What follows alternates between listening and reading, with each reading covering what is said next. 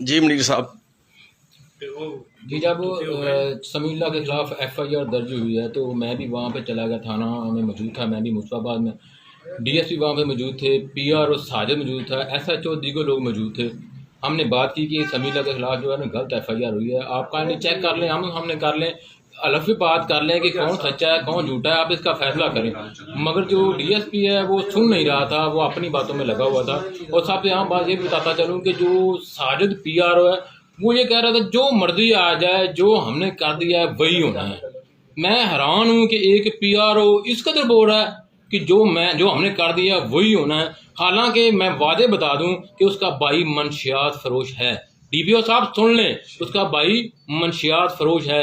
आपका ये चमचा चरस बेचे, पाउडर बेचे, जो मर्जी बेचे, आप इसे ना पूछें। और एक हमारा भाई जिसका कोई गुनाह ही नहीं है उसके खिलाफ आप FIR करें। और